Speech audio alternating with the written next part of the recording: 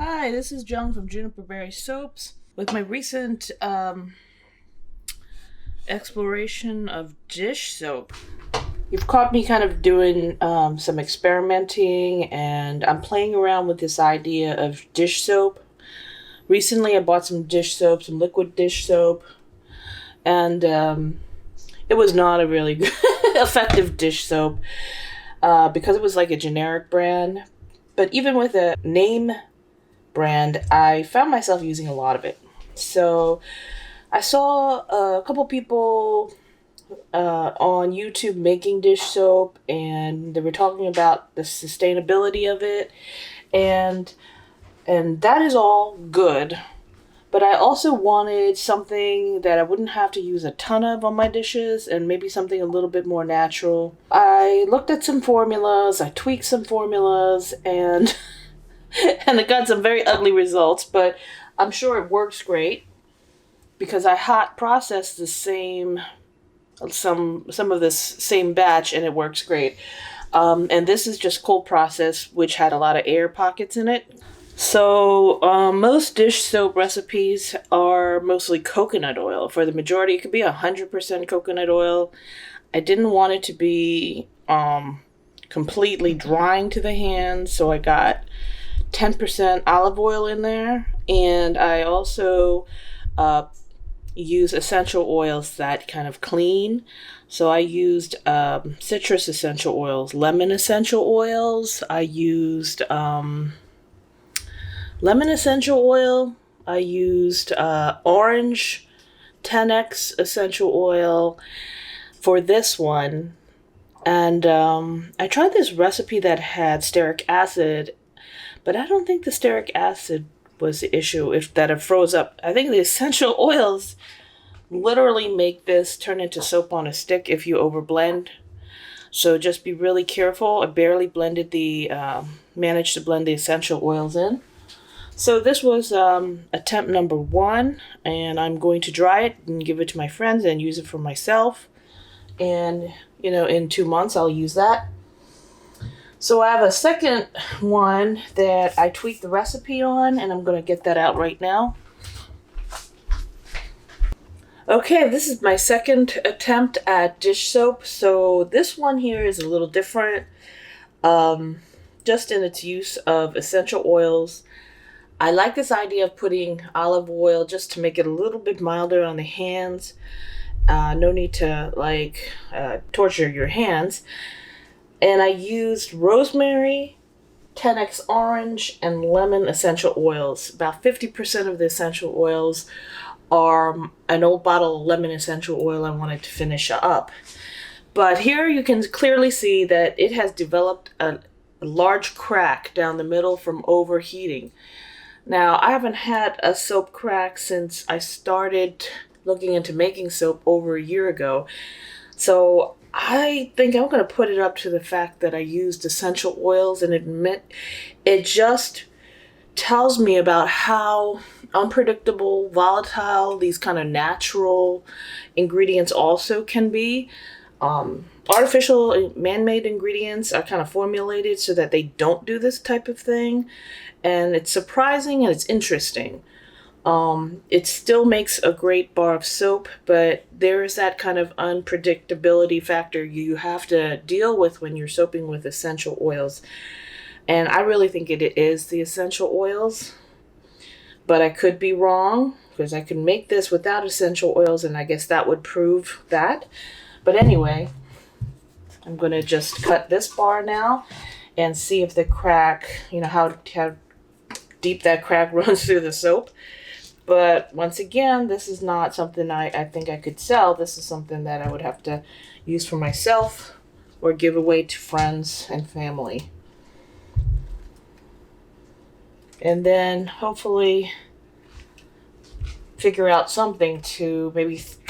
The only thing I can think of, which I don't like the idea of, is throwing the soap into the freezer to prevent this. And I have heard that you could do that and basically slow down the gel phase, the heating phase that creates this crack.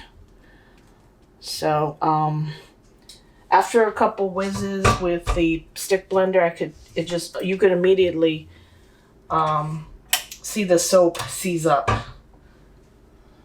So I knew that it was the essential oils. I think it was pretty much that. So I'm just going to cut some. This one actually looks pretty decent.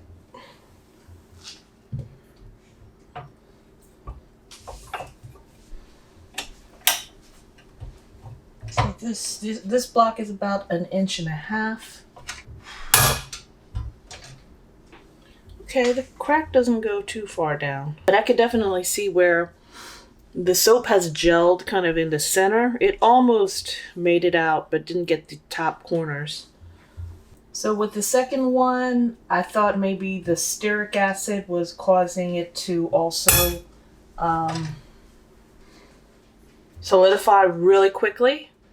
So I omitted that. I really don't see the benefit of the stearic. I thought that I read that it may make the bar last a little longer, but I don't know if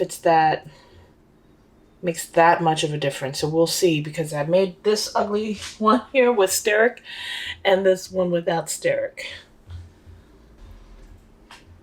So we will see if there is if there's a benefit of it, because that's just another material that you would have to, use up and buy and all this stuff.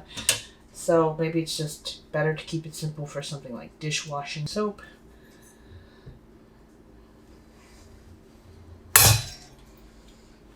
So here we go. It's not bad. The crack only goes down maybe at the most 1/2 inch in some places. Maybe kind of give it a more decorative cut, like a crinkle cut.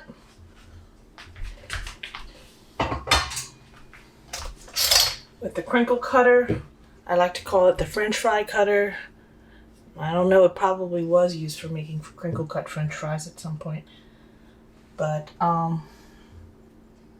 I really suck at cutting with these knives, because I always cut real crooked. But oh yeah, I did. But what it does is it gives it a rustic look, but also it gives you a way to grip onto the soap.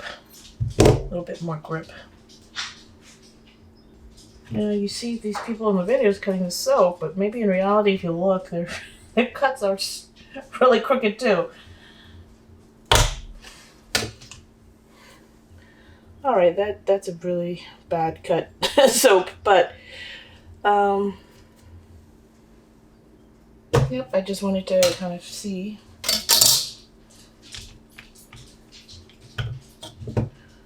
And practice. Practice is good. Maybe it is speed. I don't know.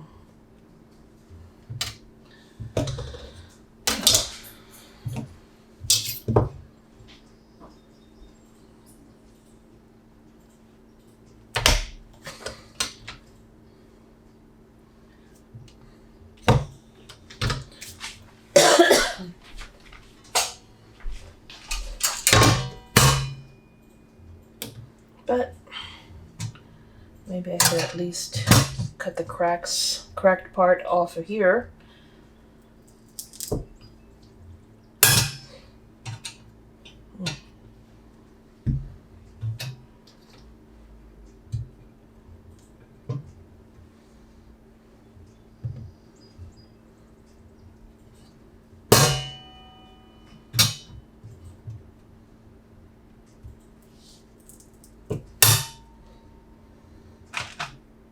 Okay, I think I could at least get a couple decent bars from the ones that have the cracks. And then these I can just give away as samples or something. Okay, so the one with stearic acid actually is very soft.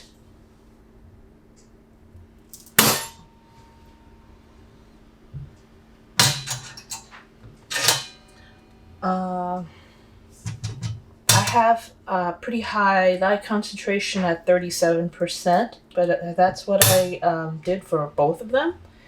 But the one that I did not use Steric on, which is 100% coconut milk. No, not 100%. Actually, that's the same formula, 90 and 10 olive oil. Is a little mushier. But again, I used a different essential oil combination. I used rosemary and orange. I don't see why that would make such a huge difference, but I guess when you make soap, everything makes a difference. So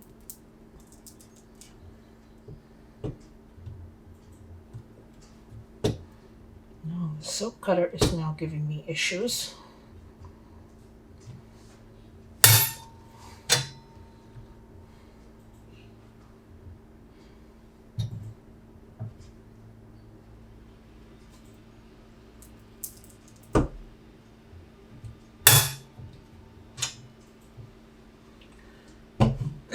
And then when I tightened this cutter the last time, it broke. I overly tightened it.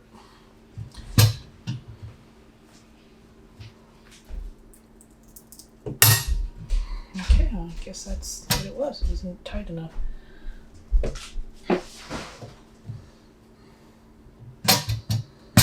Alright, as I cut off the ugly parts, I'm getting a lot of, I guess, little waste pieces I'm going to have to use up. But I think I'm getting some decent pieces too.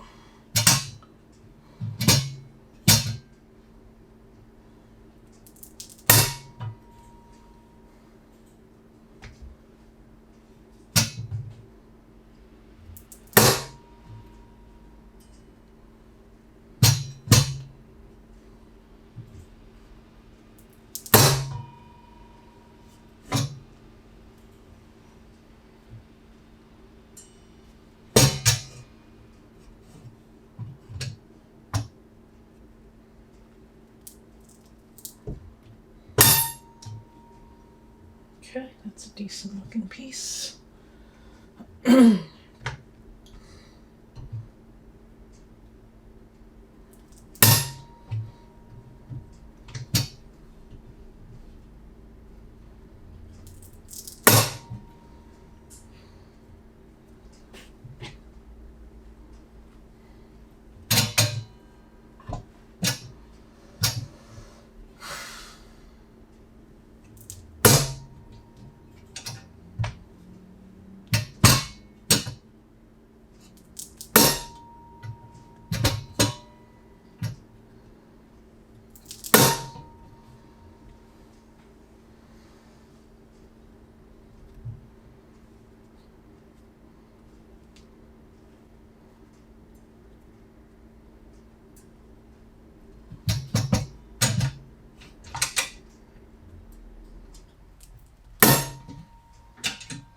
Okay.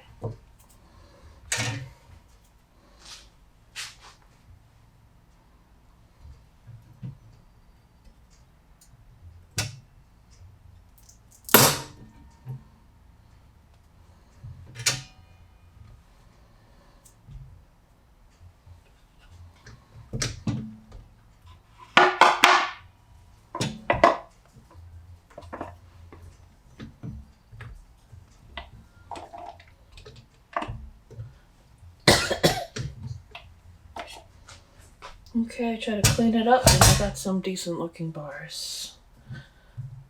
So, here's a bar.